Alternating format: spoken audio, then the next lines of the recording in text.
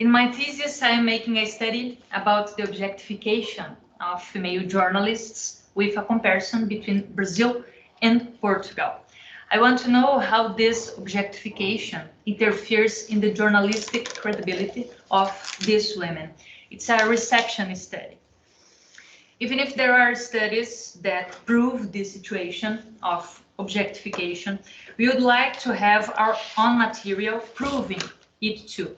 So the first step was recording some journalistic TV programs during the World Cup in Qatar last December.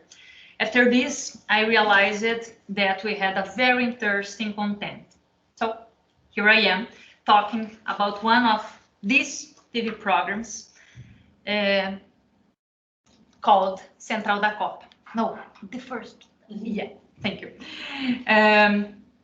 I don't know if it was clear, but it's important to say that our question of investigation in this specific case is, was there any kind of female objectification during the TV program Central da Copa? Our focus was on all women that could participate in the program, not only on journalists. First of all, we can talk a lot about the definitions of objectification. Here, I will synthesize with the basic of my doctoral thesis. That is it. We could spend a lot of time deepening this content, but this is the principle to understand this specific research. It's also important to comprehend that in Brazil, we have a lot of programs talking about sports on many TV channels with different characteristics. Serious programs, some of them internationally awarded, but exceptions exist. We can consider Central da Copa one of them. No.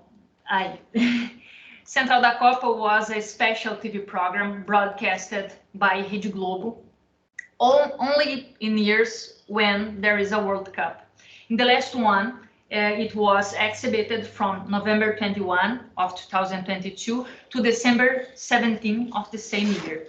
Each episode of the program had an average duration of 40 minutes. Using this methodology, we could answer the principal question of investigation and say, yes, there was female objectification during the TV program Central da Copa, and we can interpret it better like a trivialization. I will show you some examples in this way. But before, I need to present you the participants. In addition to this, each episode had an invited participant. In the programs that we analyzed, they were actors, actresses, and singers. So you can see there was only one woman in a fixed position in the program. But this person here, Jojo Todinho, didn't understand about football. And she made it clear from the first program when they playfully simulate the call-up of the Brazilian national team. And we have a video about this. Is the first one.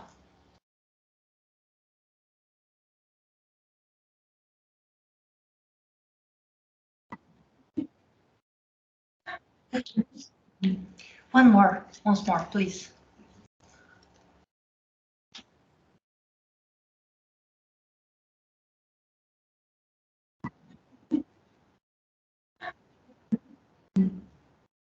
Short video, so it's better to see one more time. So in imagery terms, the next here. She always appeared in much more colorful clothing than the other participants, with her body on display, to the point that the comedian made jokes about her breasts, and a guest made gestures as if peeking inside her clothes. She was even kissed by a guest actor.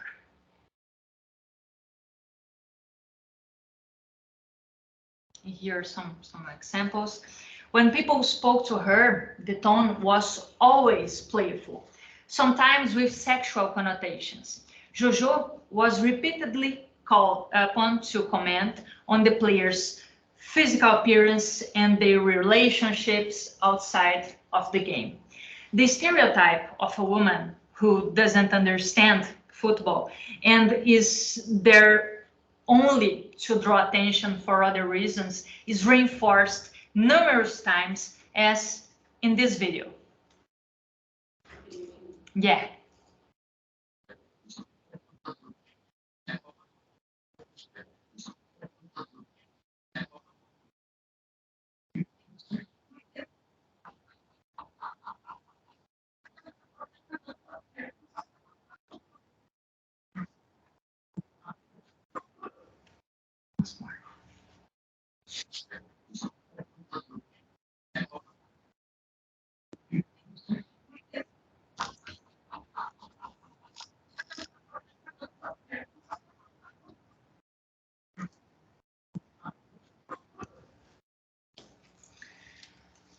So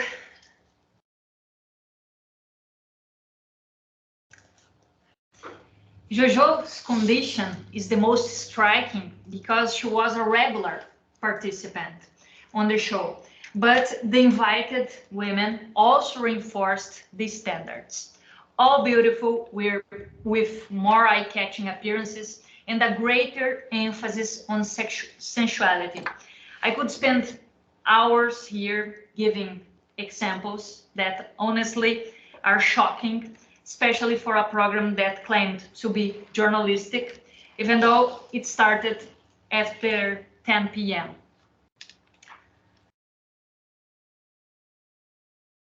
The question remains, and I plan. No, one more. One more. No. The question remains, and I plan to investigate this further in my doctoral thesis with some interviews. Why weren't female journalists invited to challenge the existing pattern perpetuated by the program? Why expose a woman, in this case Jojo, to the point of facing widespread public rejection? There is a vulgarization of women in a field that is already known to be sexist, like sports journalism. I believe that as researchers, we need to work to ensure that our research not only identifies the problems, but also contributes to changing the reality. That's it. Thank you so much.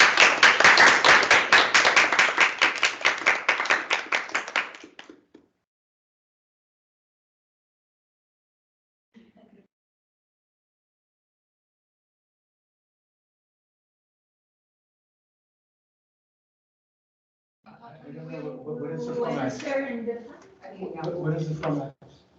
But what you prefer? Okay, so. Do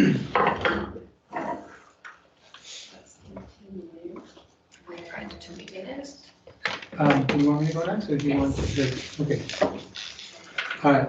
I have something to cue it up and see if it works. I didn't realize I was going to be directing it 7 minutes. This works.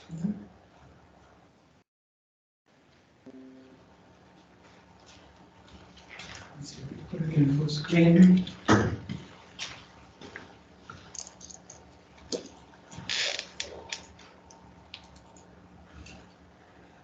me see.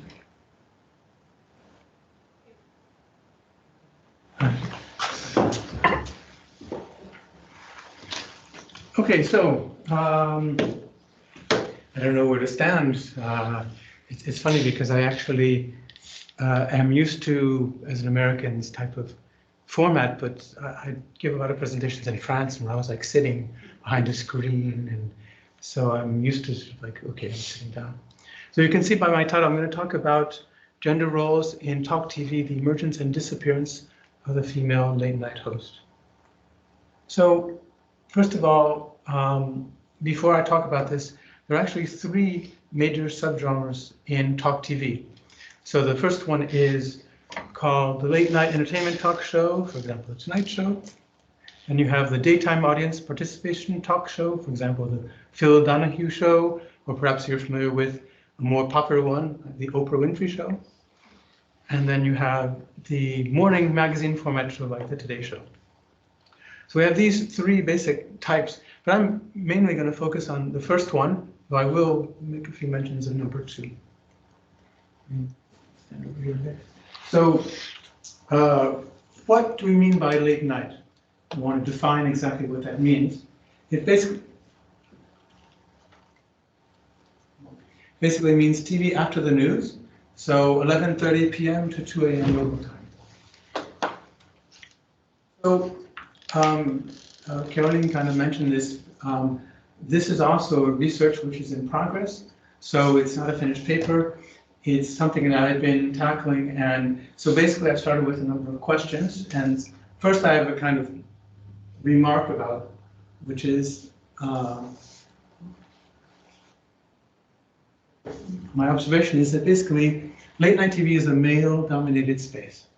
So I start off with this kind of basic observation. And so the questions then are, but you know, we have these hosts, Oprah, Ellen, who are successful in the daytime, so why not at night? And the other question is, why were there no hosts from 1952 to 1985? And what happened in 1986? And a general question, why has so little been written about women's contribution to late night TV? So I start off with these questions. So I basically will now present so far my thoughts about this, and in three parts. The first part is history and TV experimentation, then Faye Emerson, the pioneer, and then the 1950s and gendered time slots. So history and TV experimentation. So first, if we go back in time to the birth of TV and when TV was starting to enter, at this moment, we basically had a kind of a moment when it was really radio that was a dominant medium. So we start, for example, with RCA, the Radio Corporation of America, 1919 was founded. RCA was founded because you had several companies that were struggling for patents, RCA, Westinghouse, AT&T, and there was a kind of blanket decision that, okay, we're all going to share the patents, and we're going to put it all together in this main corporation called the Radio Corporation of America. Then, and one other thing about that was that when they did this, they said, okay, Westinghouse, you'll be more on the technical side. AT&T, you're going to be in charge of the lines of communication and the wire networks. So they each had sort of like their lane. It's going to be very important because AT&T is going to lend or is going to rent its lines out to the networks. So then in 1926, NBC was formed, the National Broadcasting Corporation, from RCA. That is going to be the radio arm of RCA. Oops, I went a bit quick there. Then CBS came in 1927, Columbia Broadcasting System. And then AT&T, when there was this breakup and they had to specialize in the phone lines, they had a kind of radio network that they were exploring, and they sold that to NBC. So NBC, its main network was called NBC Red, and the part that was sold by AT&T was called NBC Blue. So they would use the red for their commercial operations and the blue for experimentation.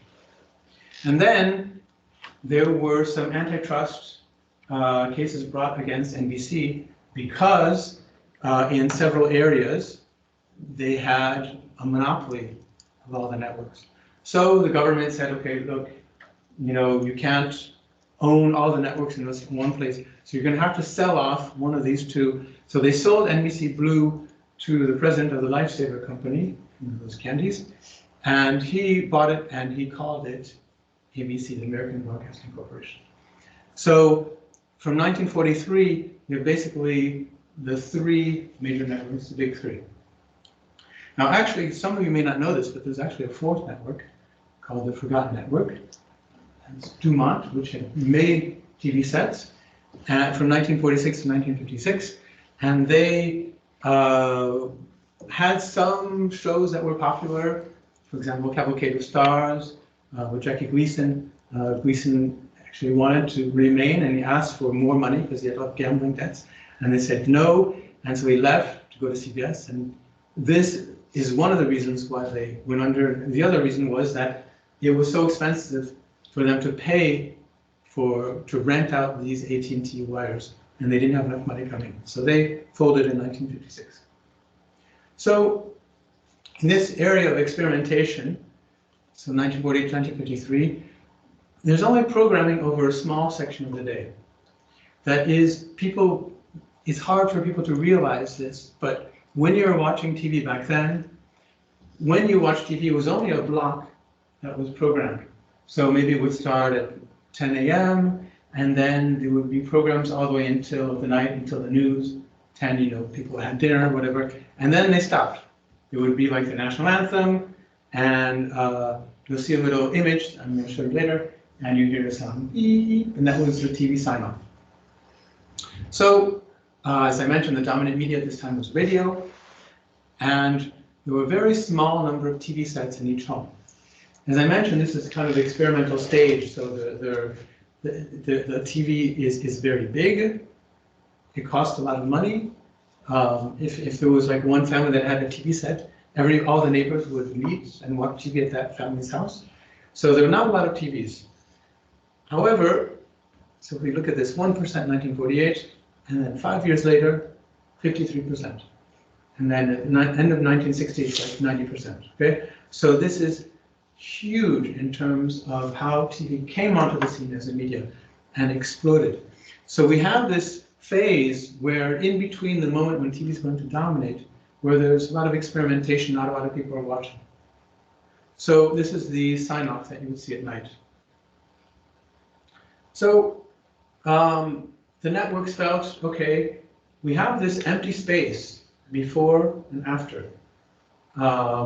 So Pat Weaver, the president of NBC, said, okay, we'll put the Today Show in a morning slot, but they hadn't done anything for the nighttime. So there were some trials, and so one of these experiments was with Faye Emerson. So let's see if this will play. But at the same time, before Steve Allen, there were so many women, pioneers, learning how to host. In fact, a couple of years before The Tonight Show, the very first, in my estimation, late night talk show was hosted, believe it or not, by a woman. Okay, so this is Faye Emerson. So basically, Faye Emerson was a B-movie actress, and she was given her own show on TV. It was starting in 1949 in local markets, and then finally went national in 1950. So as I mentioned, there's a kind of experimental aspect to it. So it means they gave her 15 minutes, and it was one night a week, like a Monday night, and then afterwards they made it twice a week and then 3 times a week. At one point she had like 2 shows. So, and she was very, very well known, and so it's basically a talk show. She had people on and talk with her for 15 minutes. So she was considered to be the first lady of television, the female equivalent of Milton Berle, who was at that moment referred to as Mr. Television. But if you go to somebody and you say, okay, do you know Faye Emerson? They're like, who? You say, who's Milton Berle? A lot of people will say, yeah, I know Milton Berle. So, we are going to see a difference here. And going back to what Caroline said, she was also famous for these very low-cut dresses and gowns, the plunging neckline, and a lot of people talked about her cleavage. There were debates about whether she should raise it, whether she should lower it. She was referred to as the person who put the V in TV. People joked about that. So this is sort of part of her appeal as well.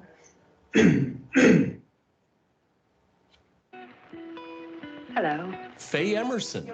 This was a big moment in the history of late-night television, There you are. and no one's heard of her. Let's see about that nose. Yes. Dick. Yes. Oh, boy. She had a late-night TV show from 1949 to 1951. I gotta focus this camera. Yeah. Over here. You're in the wrong. It was the first time a show moves beyond the frontier of 11 o'clock. She created a model of talk show success. This little quote from an article written by Christine Becker, mixing parts of glamour and naturalism, sexuality, intelligence, sophistication and intimacy, consistency and spontaneity. Faye Emerson successfully exploited the performative standards of early television and produced a model of talk show success for others to follow. We think, okay, well then we're going to remember her, right? Establish this model. But absence from historical discourse. The elision of Emerson from historical discourse is especially significant then because the birth of her television career reflected the early development of one of television's longest-lasting genres. So this brings me now to the second part, which is the 1950s and gendered time slots. In 1951, Faye Emerson was actually nominated for an Emmy for the most outstanding television personality. Is it true blondes have more fun? Why not be a blonde and see? As television began to evolve and sponsors realized how big and important late-night TV could be, women were relegated to daytime television, where they could be selling commercial programming to the Mrs. Daytime consumer. So as Maureen Mock mentioned here, the idea was, well, who's going to be watching TV during the daytime? Women, they're at home. We have the explosion of appliances, and we have the nuclear family. The man is at work, the woman is at home, and she's being sold appliances, washing machines, dishwashers. So we need to have a host and women on TV to sell these appliances. So one other thing happened in 1952. The Code of Practices for Television Broadcasters, that is the National Association of TV Broadcasters, decided that they had to regulate themselves. They were worried about congressional intervention. I thought I had more because he was a bit short of it. Okay, I'll speak up a bit. Okay, so basically they set some new rules, and so no more plunging necklines. She became less popular because this wasn't allowed. Okay, so she ended her late night work and works on variety shows, game shows, etc. So there's now a migration from some female hosts who worked in late night to go to daytime. So broadcasters cater to newfound male audiences within evening and late night time slots by swiftly ejecting women from late night hosting duties, an industry practice ever since. While many of Faye Emerson's femme scene contemporaries, Arlene Francis, Kate Smith, Dinah Shore, Betty Furness, started their careers with evening shows, they were soon edged out by network programmers into the daytime television universe. So let's go back now to our questions. So I'll go through these a bit quickly because I'm not sure how much time I have. But so basically, maybe it's the preconception that women are not funny. It's said very often. Women are just not funny. Or women will devalue masculine spaces. I have a quote from Gloria Steinem, like the first American astronauts who compared sending a Soviet woman into space with sending up a monkey. Presence of any women devalued a masculine domain.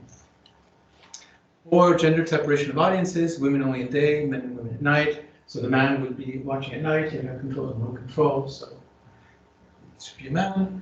And cultural reasons, no female spaces in general, so something that we see already, so it's just imitating that. Why has so little been written about women's contributions? Is it a question of culture? Is it a question of habit? We just do it this way? Is it going back to the idea that women are just not funny? Is it economic reasons? There's no market.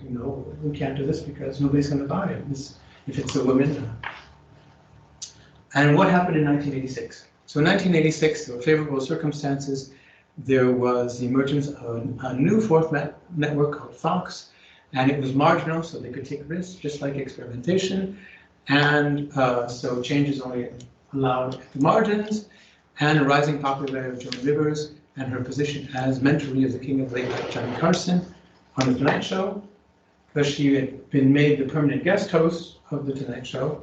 I don't get New York, where I was brought up, there were certain people. My friend Heidi Abramowitz. Well, you talk about Heidi Abramowitz all the time. Now, how do you know? What do you mean she's a tramp? What do I mean she was a tramp? A tramp. Her bedroom was known as the OK Corral. So this just to give you a sample of Joan Rivers' humor, which was very biting, which is a bit too strong. And in fact, just to show you the timeline of her, she appeared on the Tonight Show in 1965. She became the permanent guest in 1983. And then she published, this person that she was always making fun of, Heidi Abramowitz. And then she was given her own show in 1986 called The Late Show on Fox. Lasted about 7 months. She was fired. And but she moved in the daytime with her own show called The Joan Rivers Show, which was successful and won several Emmys. So again, for some reason, doesn't work at night, works in the daytime. So, and again, absence from historical discourse. Rivers is mentioned on only 2 pages of a 320-page book. Moreover, The Late Show contains no description of Rivers' long-running success as Karsten's substitute host, nor of his potential succession by women, nor even of the larger issue that persists to this day, the absence of female hosts in late night television. So again, we have this question, even 30 years later, for some reason people don't write about women in late night TV, and people forget about women who made late night TV, who were the pioneers of late night TV. So thank you for your attention.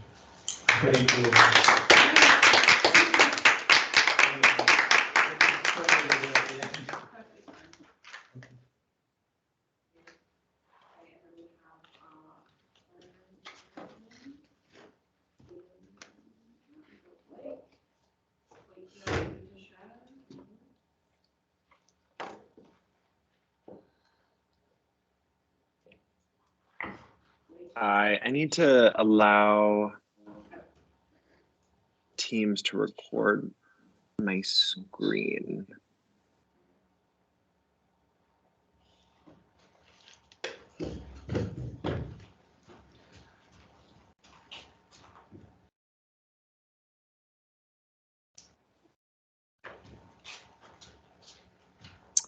I have to quit and reopen in order for it to.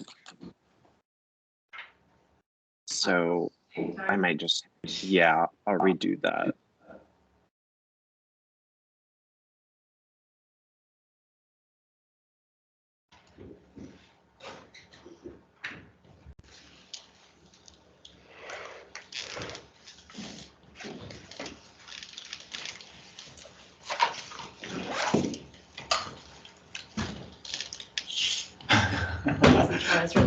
Yes, you can prepare for. Need some help?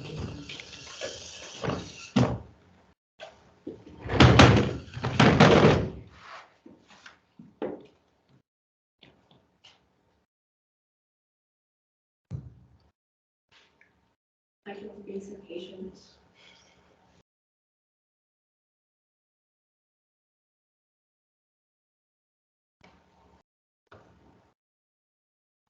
Wakey women's.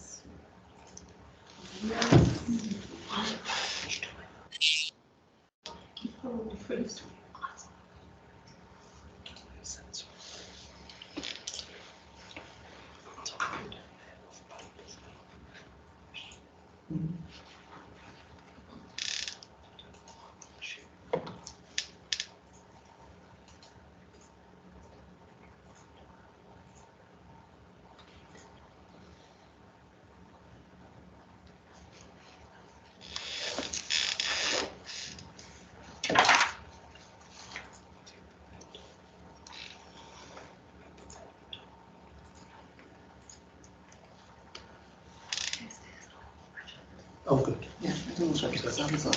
I'm not sure. I definitely didn't. Is there a saturday in the room or something?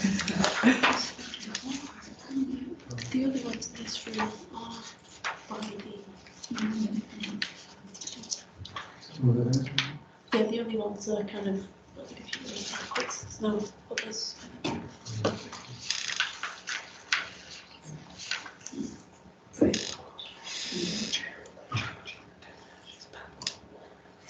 Okay. Am I back? Yeah, nice. Hi, sorry about that. I just wanted to make sure that For people who want to watch, they can see the slides. Well, yeah, currently you're invisible. Okay.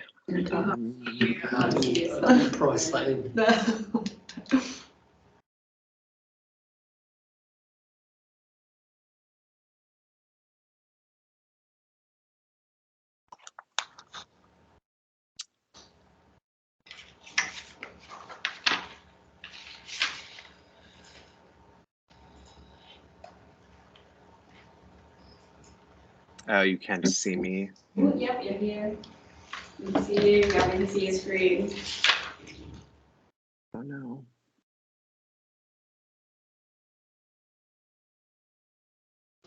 In this room.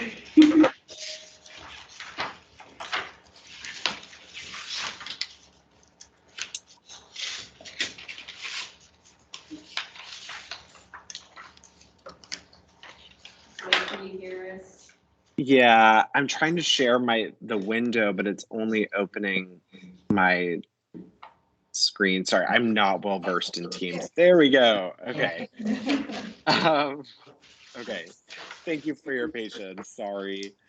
Okay, I will get started. So this is also a selection from some dissertation work on contemporary family dramas in US TV and technological allegories within them. So I don't think I'll be able to get through everything, but I'll try to get through as much as I can. So in the history of US television, HBO's dramedy Succession affords the most complex and complete textual reflection upon the media industries and their legacy of conglomeration. The series follows the elite Roy family, their multinational media conglomerate Waystar Royco, and their dramas of succession and corporate maneuvering. Throughout these twists and turns, the series consistently returns to the smartphone as a critical narrative and scenic device for formulating its fictional take on the state of the media industries today. In this talk, I investigate the representation of smartphones, masculinities, and media markets, and two accounts of conglomeration during the streaming wars, both published in the fourth quarter of 2021. In the first, Succession's fictional version, media executives orchestrate a consolidation between legacy media company Waystar Royco and streaming video platform Gojo.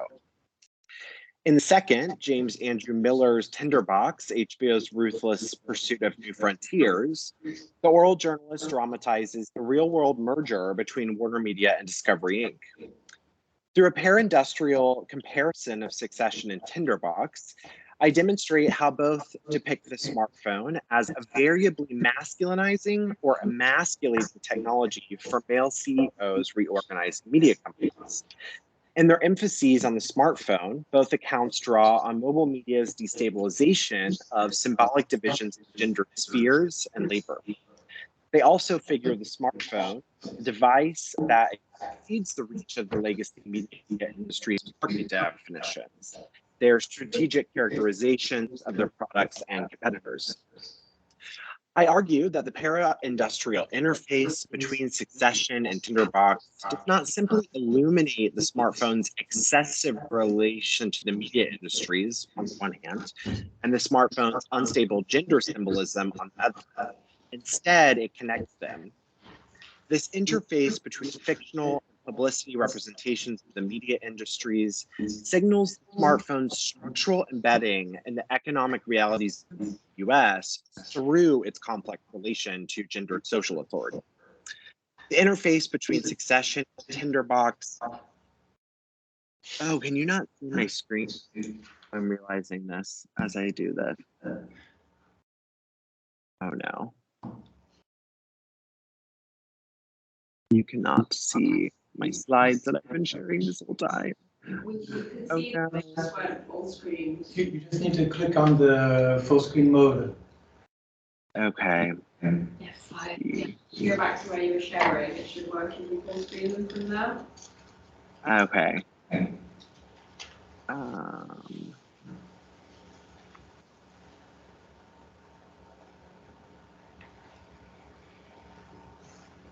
So just at the bottom on the right, there's a little sharing thing. Yeah, there we go. Well done. Great job. That might be the best I can do. Does that work? Yep. Yeah. Looks great. Okay. Okay. Where was I? So this interface between fictional and publicity representations of the media industries signals the smartphone's structural embedding in the economic realities of the US through its complex relation to gendered social authority. The interface between Succession and Tinderbox shows that the smartphone is central to self-representations by the industry because of the device's ability to redefine gender divisions and destabilize media markets. Succession forges these connections between gendered authority, market dominance, and distribution technology. In the process, the series portrays industrial anxieties about the culture-wide vulnerability of gender relations that legacy media's market vulnerability might entail.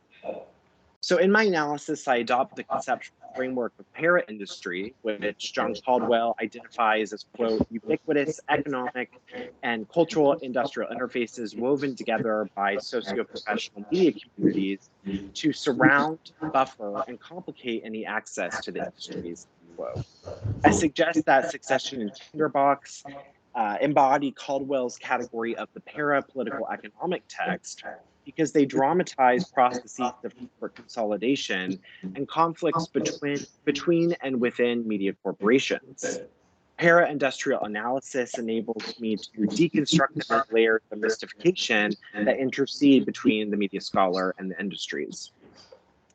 So in Tinderbox, Miller narrates the early days of AT&T's Warner Media spinoff and Warner Media Discovery's merger.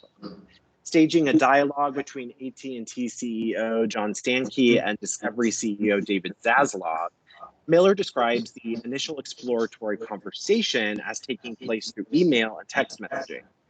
I identify three critical components in Miller's account of this exchange: its tone, the props it conveys, and how it characterizes those props. First, Miller's casual, uncritical tone reads as publicity from Stankey and Zaslav's deal, embodying Caldwell's reminder that industrial knowledge is, quote, usually highly coded, managed, and inflected, end quote. Next, Miller depicts the merger's initiation via electronic messaging format specific to personal computational devices. An associative slippage emerges in the variable references to emails, text messages, and emoticon communications. All three modes are now possible on computers, tablets, and smartphones. The heavy association of text messaging and emoticons with smartphones is unavoidable. Last, Miller represents this as the casual interaction between pals who would typically see each other at a jointly sponsored professional golf tournament if it were not for the interruption caused by a worldwide pandemic. Miller's narration of the exchange then functions to neutralize the smartphone. In Miller's characterization, electronic messaging media are not technologies complicated by the terms of the deal about to occur, meaning an industrial sea change and the creation of the fifth largest US media conglomerate. Instead, electronic messaging devices comprise neutral tools media executives use to launch corporate reorganizations and the lighthearted key of the bromance. In this way, Miller's theatrical recreation of the initial exchange probing the merger depicts smartphones as mastered by the titans of legacy media. In the process, Miller's account ignores that these devices and the recalibration of media consumption generate some of the historical conditions prompting corporate reorganizations in the first place. By contrast, the para-economic allegory of corporate restructurings during the streaming wars, which was defined at the end of Succession's season, represents the technical conditions of consolidations differently. The third season culminates in Waystar Royco intending to acquire, merge equally with, and finally sell to streaming video service Gojo. In this way, the text indexes the resurgence of conglomeration during the streaming wars, a trend that surrounded the network production and distribution of the season, Amid this industrial context, Succession filters its allegory of the streaming wars through the narrative and scenic figure of the smartphone. I interpret the arc as composed of a three-part narrative structure divided into the three phases of the negotiation, in which the smartphone punctuates the beginning of each stage. First, Waystar Royco announces its intention to acquire Gojo in the episode Too Much Birthday. After Gojo CEO Lucas Matson snubs Waystar CEO Roy by sending a Sherpa in his place to their initial meeting, little son Roman and youngest daughter Shiv urge their father to continue pursuing the acquisition. Shiv and Roman receive Logan's approval to contact Matson while attending their estranged elder brother Kendall's 40th birthday party. Roman beats Shiv to the punch and gets Matson to agree to a direct meeting with Waystar Royco by allowing Matson to urinate on Roman's smartphone. As the device lies in the urinal, loading Waystar's inferior streaming app, Stargo, Matson proceeds to urinate on the screen and Roman spits on it. Next, in the episode Chianti Shire, Kendall, Shiv, and Whitman attend their mother's wedding. At a prenuptial gathering, Carolina Novotnoy, head of public relations at Waystar, texts Shiv a controversial tweet by Matson. In this tweet, the tech CEO utilizes a filter in which he opens his mouth and gold coins fall out the orifice, announcing a gambling trip to Macau because Matson is feeling lucky. Shiv suspects that Matson employed social media to boost his stock price by telegraphing Gojo's financial growth and so gain leverage over Waystar Royco in the deal. The Gojo stock price continues to climb in the episode, driven by another social media post. In the tweet, Matson composes a string of 3 emojis: a video game controller, fingers crossed, and an eggplant. Attempting to interpret such a graphic metonymy, Shiv's husband and cable news executive Tom Wamsgans asks, quote, maybe he's trying to fuck a gaming site, end quote. An exasperated Logan adds, quote, I'm not used to negotiating the eggplant, end quote. The consequent boost in Gojo's stock price tells Roman to visit Matson at his Alpine Villa, where Roman illustrates a contracted, promising deal structure from merger of equals. Finally, at the end of Chianti Shire, after announcing his success in arranging a merge of equals, Roman receives congratulatory text messages from Logan and interim CEO Jerry Kaplan. Attempting to text Jerry a dick pic with the message, quote, dinner to celebrate, Jerry, eat this, end quote, Roman accidentally sends the message to Logan and derails the meeting Waystar Royco is about to pull. Roman's misfired dick pic undermines his effective steering of the consolidation thus far and alerts his father to the severity of his disordered sexual life. Waystar Royco's intended acquisition of Gojo developed a sale, promoting the fear that streaming will inevitably consume legacy media. Connecting these 3 smartphone-mediated events and the Waystar Royco Gojo deal, I claim that Succession reveals the unstable gendered authority of the smartphone. First, the smartphone appears to facilitate the legacy media acquisition of streams. When Roman allows the streaming executive to treat Waystar Royco's streaming application, displayed on a Waystar Royco-owned phone, as an object of erotic sadism. However, because Roman, the figure of legacy media, allows Matson, the figure of streaming technology, to urinate on the legacy media-owned phone, he yields authority over this phallic subjugation of the smartphone. And he unwittingly surrenders an initial measure of negotiating leverage to Matson and Gojo in the process. Second, the smartphone inhibits acquisition. The streaming executive weaponizes its medium-specific sociality, virtually networked communities, device-specific linguistics, emoticons, touchpad interactivity to influence the markets. Matson mobilizes the primary phallic emoji, the eggplant, against Waystar Royco, repeating the phallic stakes of the smartphone and the urinal affair. Finally, the smartphone inhibits the acquisition again when Roman misuses the smartphone's device-specific multifunctional capacity for imaging and instant messaging all on one device. Roman, as an industrial agent, yields phallic authority, this time to the smartphone itself rather than the streaming CEO. and the capture, storage, distribution, and display of dick pics, the smartphone as a multifunctional imaging device dislocates the phallus from the male body. Images of the masculine subject penis proliferate but are stored and displayed externally from his person. In Miller's sketch of the Stan Keith-Adloff negotiation via email and text message, smartphone constitutes a neutral, casual communications technology for inter-male CEO communication. By contrast, Succession characterizes the smartphone as an unstable technology for the weaponization of gendered authority in industrial proceedings. It does so by punctuating each phase in Waystar Royco's declining leverage of Gojo through the smartphone's masculinizing or emasculating potential depending on its use or method of use. So I'll go ahead and stop there, and I'm happy to answer any questions about the kind of stakes of market definition as it regards masculinity in the contemporary moment between these two examples, but I want to be cognizant of time. So thank you very much.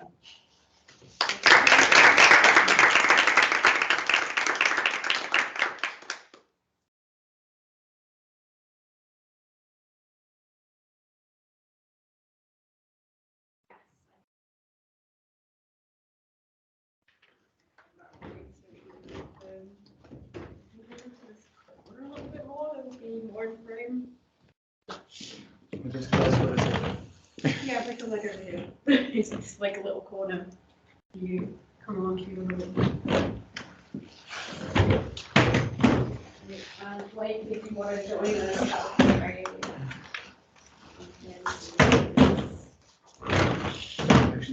She's gonna sit down. Are you gonna? We'll sit. Yeah, I'll step in. Oh, Don't worry. I think Blake is left. That's my end. But he might come back. Oh. Maybe. Oh well. Oh yeah, it seems like I'm right back. I just heard a dingle. Great. Yes. Blake. Hi Blake. Okay, yeah, you're joining us for the Q&A. I actually ended the call instead of ending screen share, so I'm a true disaster today. I apologize. Okay, there we go. Right, hi everybody.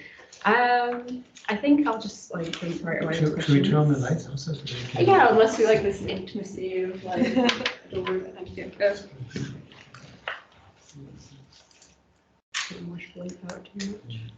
Oh, it's not too bad. Right, okay, great. So, yeah, I'm just going to dive right in. Just to, I think we should reintroduce ourselves just to refresh who we are and give us memory. So, I'm Sammy, my pronouns are they, them, and yeah, I'm just going to pass you. David Higgin, associate professor at the University of Strasbourg in American Studies, and my research interests are documentary films and late night TV. I'm Patatt. I am PhD student at the Universidade da Beira Interior in Portugal. Hi, I'm Beaver. Can you hear me? Yes. Yeah. Okay. I'm a PhD candidate in literature at Duke, and my research focuses on television technology and industries and representation. Wow, thank you so much. Okay, yeah. When I was listening to all three presentations, I'm just going to start by amalgamating some thoughts. I was particularly interested in the figure of JoJo. She was so interesting, and you know, who is she representative of? How are we seeing her? What was her view in all of this? I wanted to know so much about her, and I was thinking across the presentations, there's kind of a destabilization of traditional roles, of course, through technology, or again through technology with the emergence of new technologies, and also on social media's responses and audience responses. But those traditional in what way? Traditional roles are still reinforced through the medium as well. So I'm just wondering what your thoughts are on that, particularly with the figure of JoJo and particularly as well with Faye. So the interest to do this study is because I was a sports journalist for 15 years, and I saw a lot of things in this way, and not only in special situations like a World Cup, but in the daily, you know. I heard one time from a boss that called me, why you don't put a short dress to present the program, because you are very good, you speak good, you know about football, about soccer, but if you put a short dress, the people will be more, the audience will be more connected, and yeah, and it's only one example, and these situations shocked me and made me to study this. And when I went to Portugal, I'm from Brazil and I'm living in Portugal. I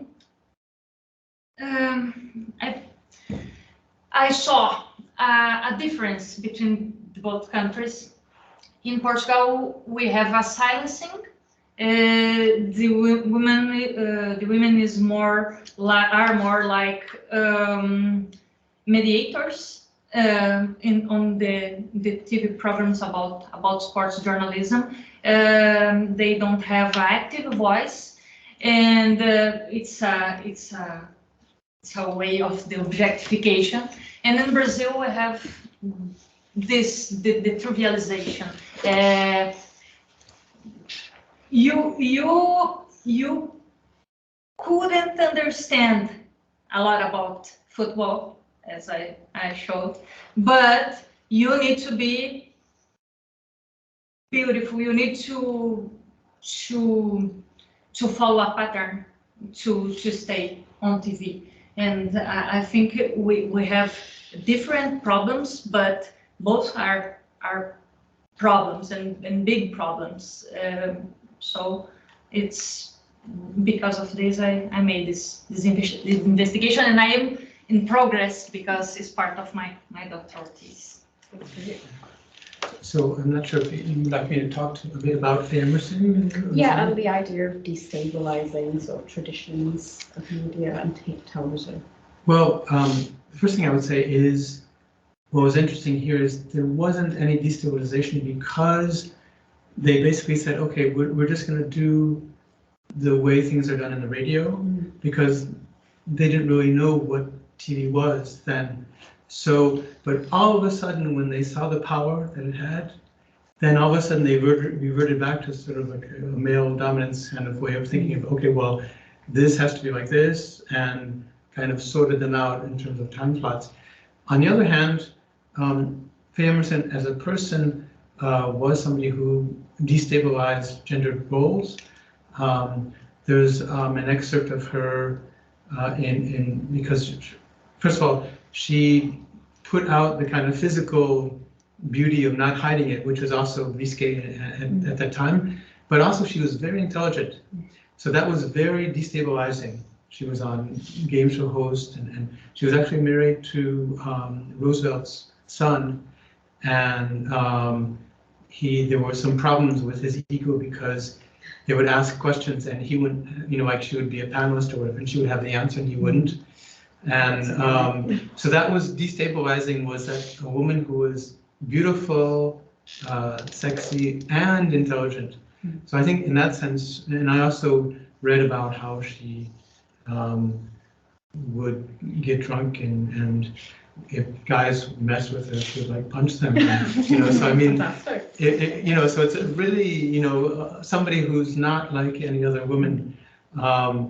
And of course, as I said, after 1951 and her popularity went down, and she kind of like disappeared. Yeah. So I find what interesting about this is more about this kind of flagrant absence. Because you can say, okay, not as many, because like, at least you had like one woman with the four, but this is like nobody. So, That's what I would say. Interesting. Blake, as well, if you want to speak to like the destabilization of sort of masculinities in Succession, it kind of destabilizes itself in a way through the various acts that they involve themselves in. So any thoughts? Yeah, I mean, the show is so preoccupied in particular with Roman's impotence, his inability to perform sexually, and even like the kind of metaphor of the satellite that takes off and or doesn't take off and explodes in the second season as a kind of like premature ejaculation. So it's like at the same time as it structurally maintains the kind of male or masculine executive in media, it also disrupts that because it lets kind of slip the instability in masculinity, right, as it's bound up with all kinds of sexual performance and a normative relationship to kind of sexual completion or something. Could I ask? Yes, sure. Yeah, Blake, I want to know, how are you going to work in the book Tinderbox, as I understand correctly, into the link that with your work on Succession? Yeah, so what I found interesting was that I mean, the public relations situation of Time Warner Properties in the past decade have been kind of a dumpster fire. And David Zaslav, has been dubbed public enemy #1 of film and television. I think what's so interesting is people always assume that Succession is about the Murdoch. They don't actually take into account all these kind of variable industrial references that it has. And so I think part of it is to destabilize that interpretive frame that is, this is about the Murdochs, this is about Fox. And rather to say, actually, I think this is about a number of interpenetrating industrial crises, and the only way to really make sense of that is through a comparative analysis with industry publicity.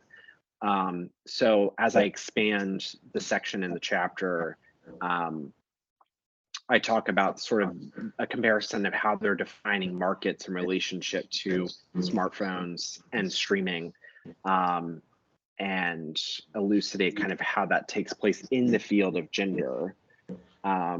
So yeah, that was kind of the second half of my talk that very briefly kind of got towards some of that, but I wasn't able to. Be interested to see where that goes. That's really cool. Any questions from our audience about anything related to gender or otherwise? Yes. I had a question for Carolina. I don't understand sometimes English, so please. Absolutely, that's fine. Oh, I will. Translation. It's better to ensure that I will answer correctly. I'm being from Liverpool. I will consciously slow down. So your talk reminded me of World Cup coverage. I can't remember which World Cup, but there was shots quite frequently where the camera would pick out a pretty girl in the crowd and would linger on her. And there was one specifically I remember, I think she was a Germany fan. Yeah. And she went viral and she got modeling contracts and it all kind of blew up in her face eventually. But it was a thing. Every World Cup they would swap from a shot of the wives and girlfriends of the players to a pretty girl they'd found in the crowd. And I've noticed that in British coverage anyway, that seems to have shifted a little bit. And partially I think I'm not in any way suggesting that it's good that where we are now, because it's not still, equality in sport is a whole different thing. But partly I think that's because the status of women's football in Britain has shot up recently, and partly a lot that's because our women's team is so much better than our men's team. They actually win things.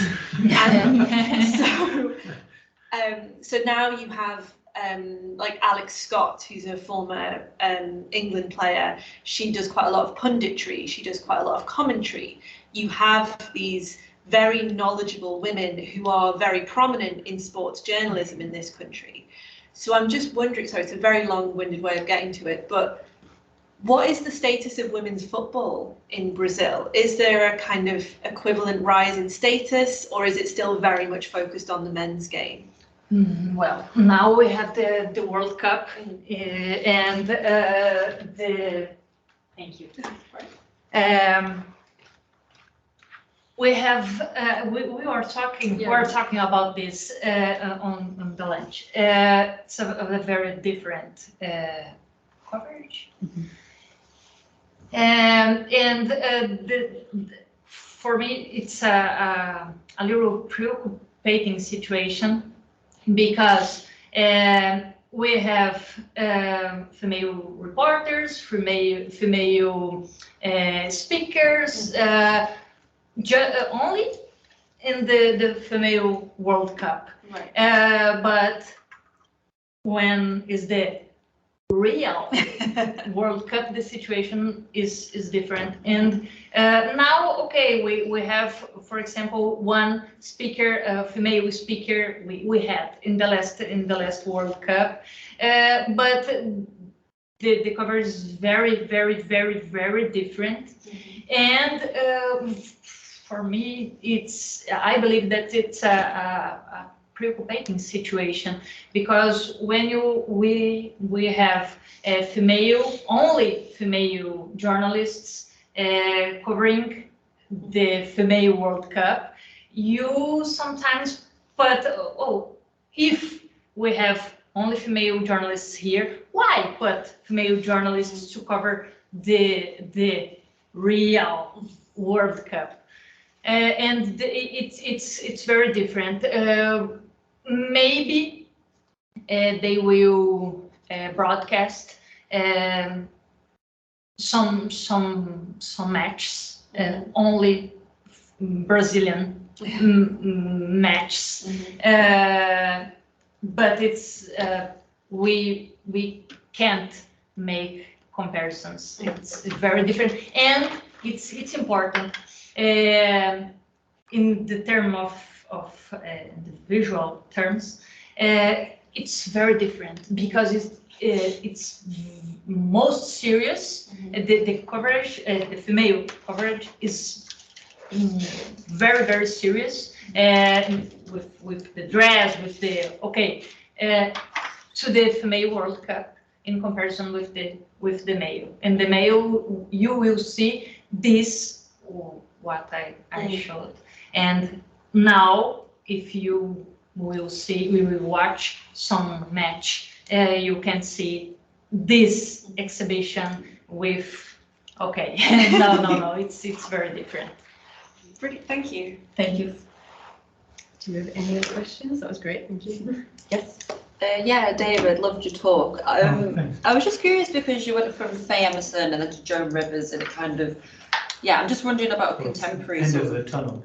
Yeah, but we've had Chelsea Handler, who had Chelsea lately for about 7 years, and these are all very white as well. We've had Wanda Sykes, Monique, Lily Singh, all these great people having very short-lived lately. Yeah. Have you looked at these women yet and their work? And Well, this was targeted to be, and even then, it was like I had to be quick.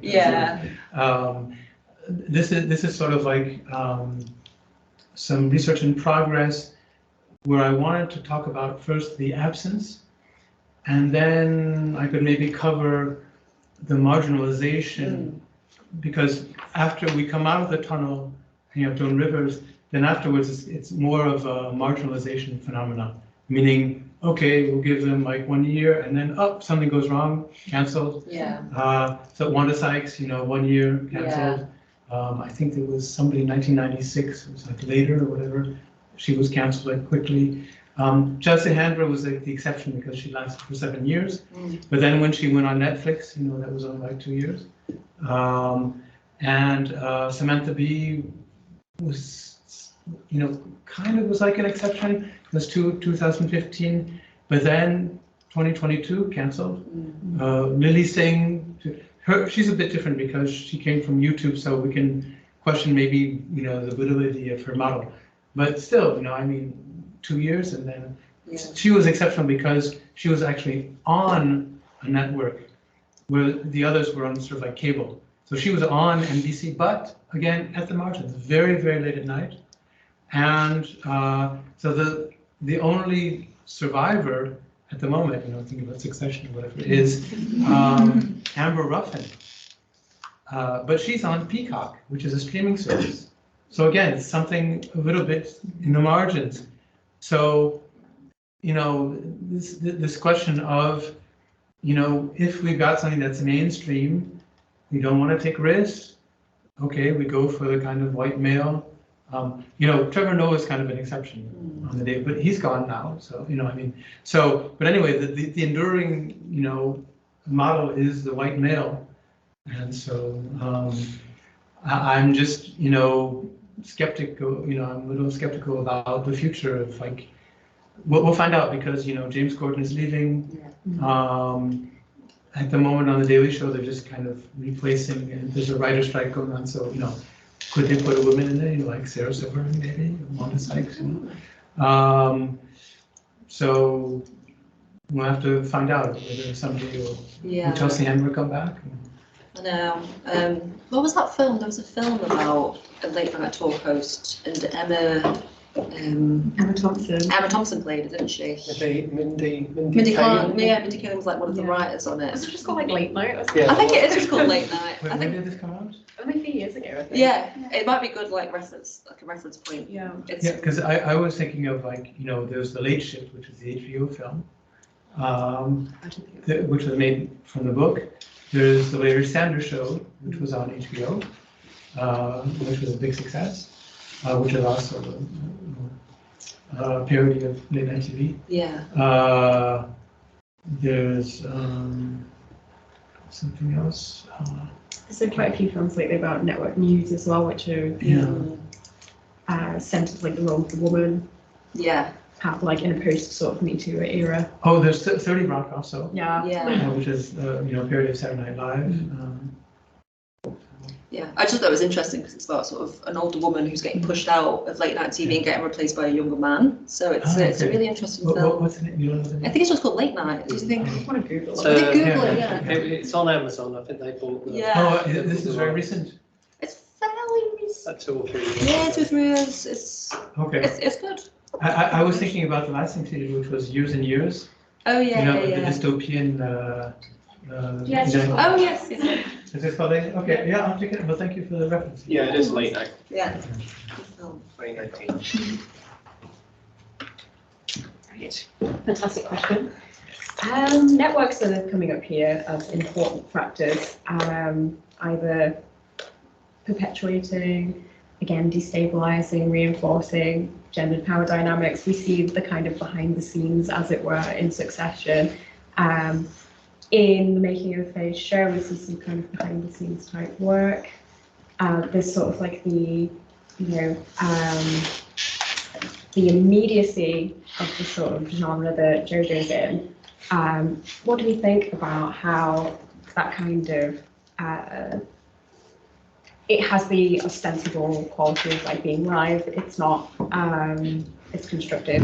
How does that relate to like the construction of gender in the making of these programs? Do you think? Like immediacy. This is for anybody wants to come in. Okay, so it's a very rambling question. Okay. So, what is the immediacy of? Yeah, unscripted qualities. I'm thinking like obviously Succession is very scripted. Its writing is fantastic, but the immediacy there is in they act so quickly. They have to make decisions so quickly. They are reinforcing whatever they have in their minds, basically. Actually, late night TV is considered to be unscripted, but it's actually scripted. It's kind of like a parody. It's very, very scripted.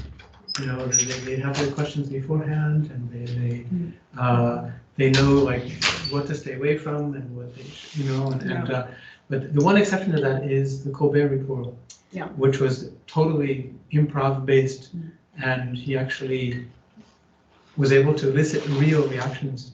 There was a movie Did with that give it a sort Angelina. of, sorry to interrupt, did that give it a sort of quality or authenticity? Yeah, exactly. That people who went on the Colbert Report actually gave of themselves because they didn't know what he was going to do, and they couldn't count. You know, it was totally improvisational.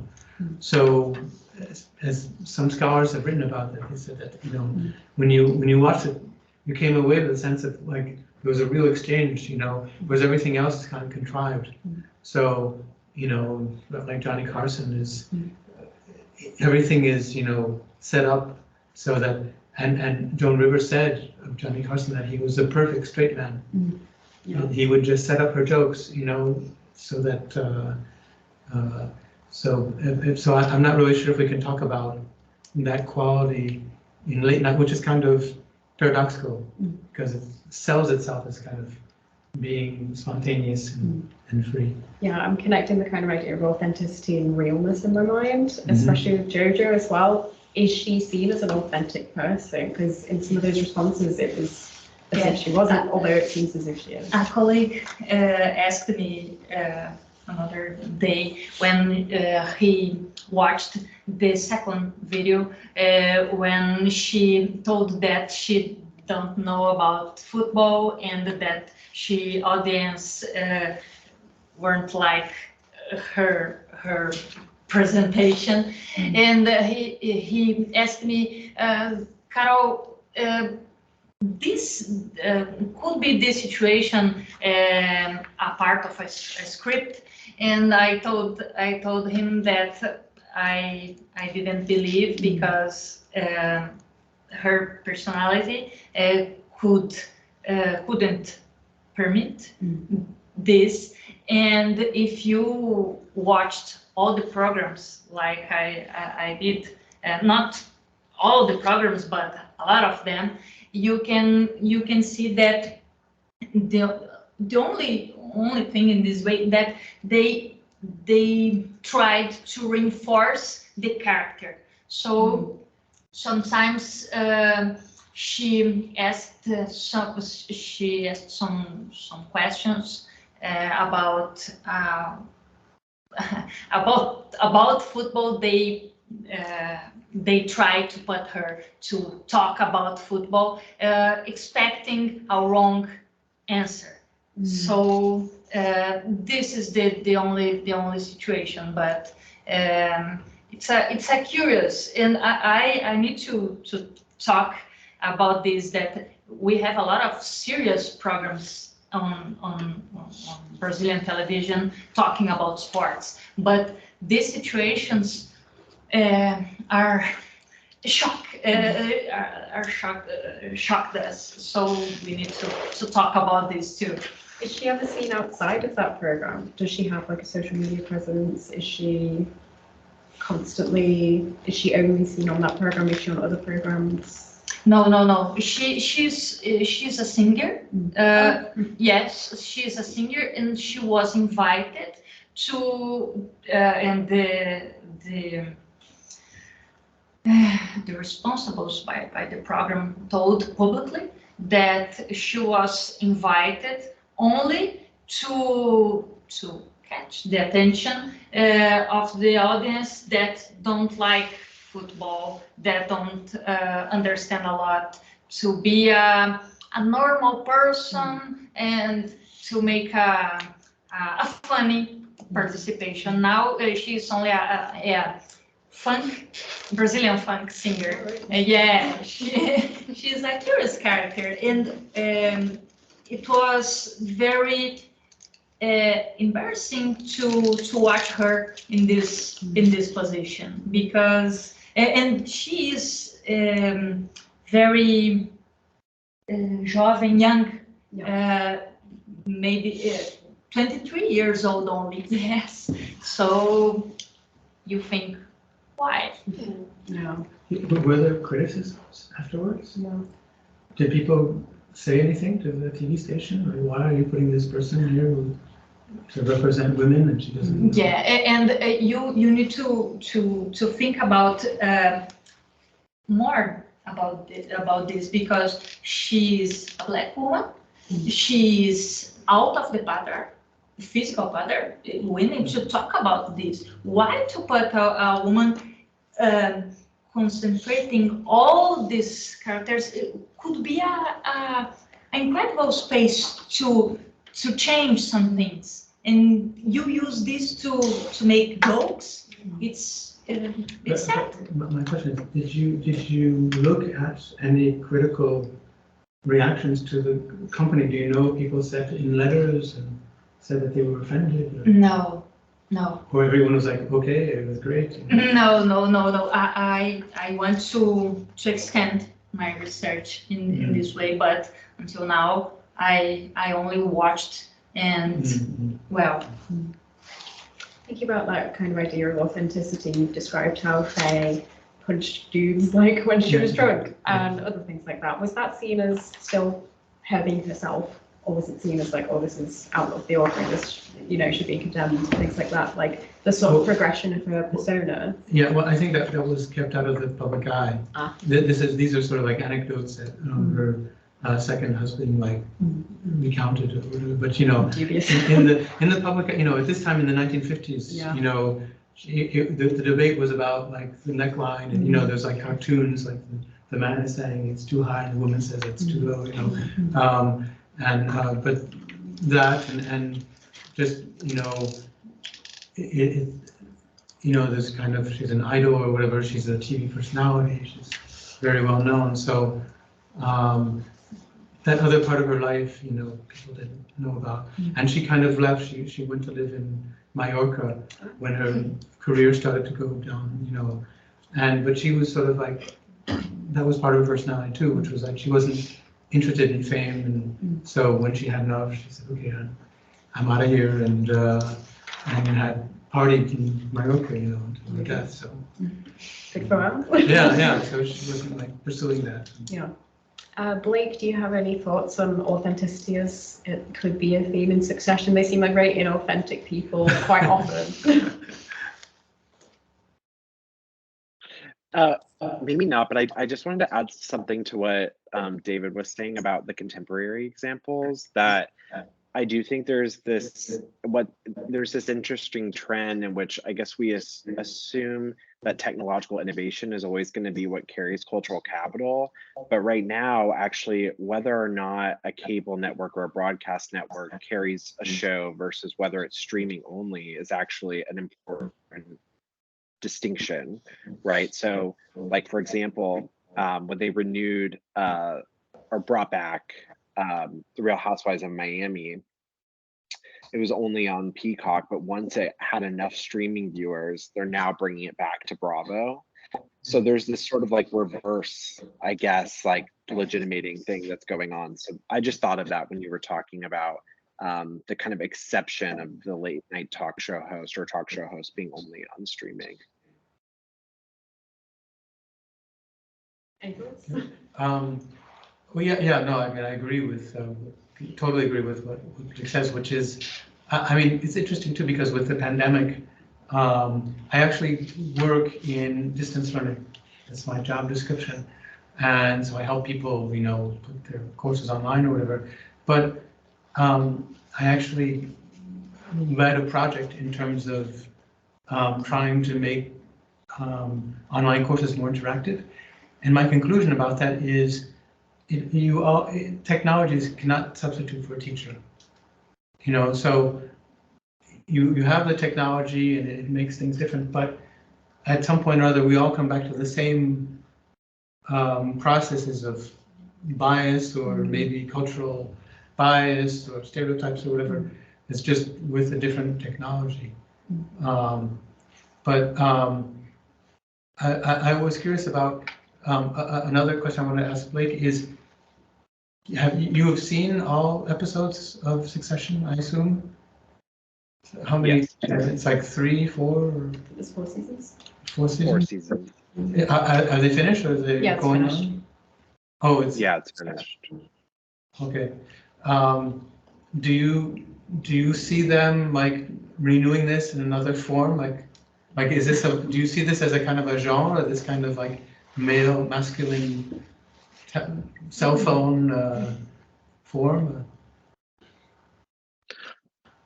Oh, I don't know. I mean, I track throughout my dissertation. I start kind of in 2001, and the cell phone, and then its sort of evolution into the multifunctional smartphone, and predominantly computational versus telecom smartphone. I see that, but I think there, in 2008, John Caldwell argued in, in production cultures that that basically that like Hollywood media was becoming increasingly self-reflexive, right? And I feel like we only see that continue to sort of intensify. So with things like Empire, with things like Succession, right? But then also, like we had like 1980s Dynasty, right? Like we had things that were thematizing industry through kind of a generically complex framework. But it seems like it's continuing to focus on the media industry specifically. So what I find interesting is that the media industry is we're not even just like captured by mass media, we're now captured by the logic of the media industries more broadly, or more specifically, rather. And I think what's interesting there too is the turn to industrial study as the dominant framework in media studies is alongside that, right? And so, and we no longer study text. So it's interesting that, like, I don't know, that there's something about the increasing legibility of the industries to us. It's almost like that is our life world, not just like textual representation, but the actual logics of the media industries. Interesting. Question? Yes, it would just fit so well right now because it was for Blake anyway, so this is perfect. Can you hear me? Yes. That loud voice. Yeah. Good.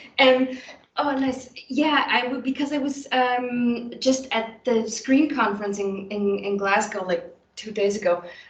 So wow. And one of the presentations was by, I don't know if you know him, Hunter Hargraves. Yes. Right. Okay. Cool. Because because he presented about stuff that he is going to be working on going forward, and it's so much about. So he kind of started, stating that he's not really talking about smartphone as TV. So the way that smartphones are used as little TVs and things like this, but the other way around, in which the smartphone often now appears on TV, or TV kind of emulates some of the modalities of the smartphone. His examples were from Gossip Girl, actually, which was also really, really fun. So, but yeah, I was really happy to hear a few of the Succession highlights now that it's over and I'm sad. But yeah, no, I just wanted to say that it was a really nice presentation, and you and Hunter, I see something in the future happening there. Yeah, he was a PhD student and TA in my department when I was an undergrad. So I've been in but I will say, like Katherine Johnson has written recently about the appization of contemporary television. I'm sure a lot of people are familiar with that piece. And what's so interesting about that is the remediation of connected television, or television as connected, is actually to take on the interface norms of smartphones. Right? Because of course there's been software on desktop, computers, but we associate the application as that little square or rectangle, right, with the smartphone. So it's not even just smartphone aesthetics within programs, which I think is super interesting. And obviously that's what I'm studying. But I do think there's a way in which there's a redefinition of the kind of visual norms and design of the hardware around and software around, smartphone conventions. Nice. Thank you. That was awesome. We've got 5 minutes left. Does anybody have one last question? Sure. Well, it doesn't have to be the last. It's a question for Blake. Can you hear me, Blake? Good. Yes. Look, it's probably a bit unfair, and really just see wherever you want to go for this, but I found your paper really interesting. We're focusing on issues of patriarchy and masculinity with regard to how the phone used in Succession. But I just wonder if you would take a step back and have a go at interpreting the themes at the end of the series and what we should make about that around ideas of patriarchy, masculinity, and Shiv's role as well. I mean, take a pick. But, you know, I mean, there is a conclusion to the programme, and how, along the lines, you know, you've been reading Succession, how would you read the conclusion to the programme in lines with these themes? People who haven't seen the no spoilers. Be as vague as you like.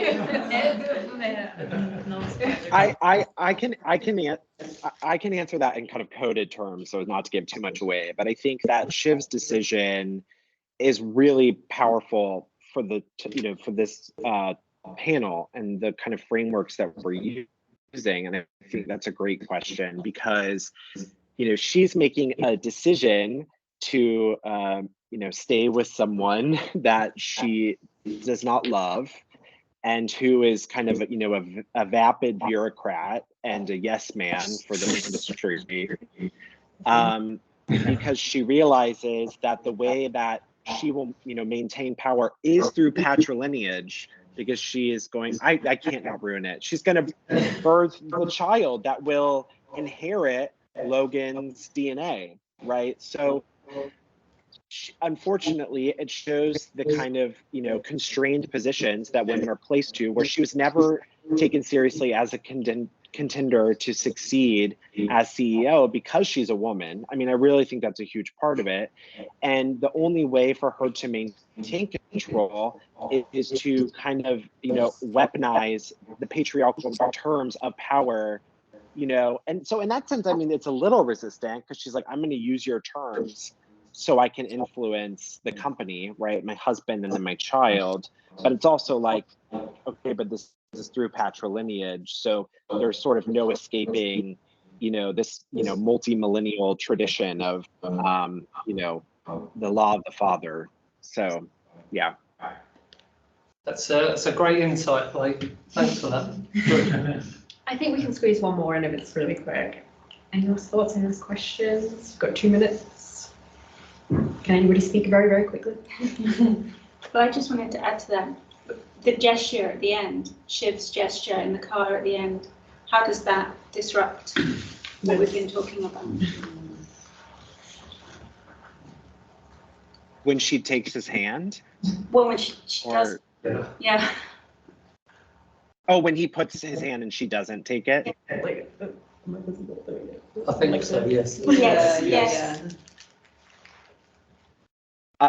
No, I mean, I think that completely supports that. The problem, I think what Succession stages throughout it is this kind of decline of kinship as a relation of moral obligation. Now it is completely transactional, right? Like there is no, and of course, this is the most exceptional family in the sense that they are not interpolated by the media industries. They are the media industries which interpolate us. But I think that we should always look to these kind of limit cases, because the limit cases in some ways, I think, tell us what the norm is or something. So the fact that she doesn't take his hand, I think really solidifies the show's thesis. Wow, the family today is so marked by a kind of requirement to use each other for our own benefits that, what are we now? I don't know. So I think it all works together. It sounds more like the Trump family than Very true. What a great note to end on. Thank you so much for this fantastic panel with fantastic papers and great speakers. Thank you so much. I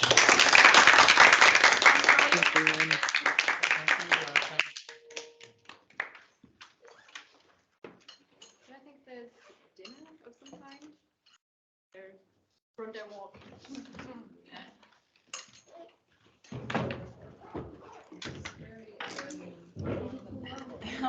you. Yeah, yeah. I don't think I can do that on the website.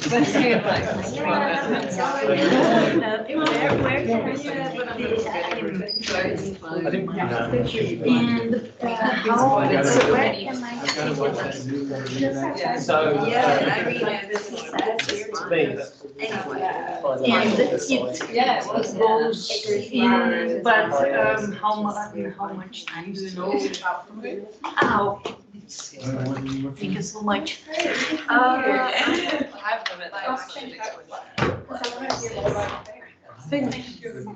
I got the main pieces of this.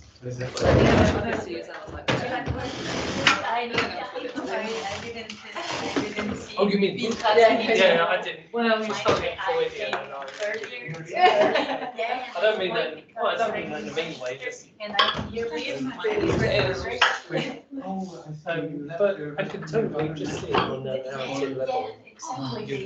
Especially someone like Roman, who's so masculine.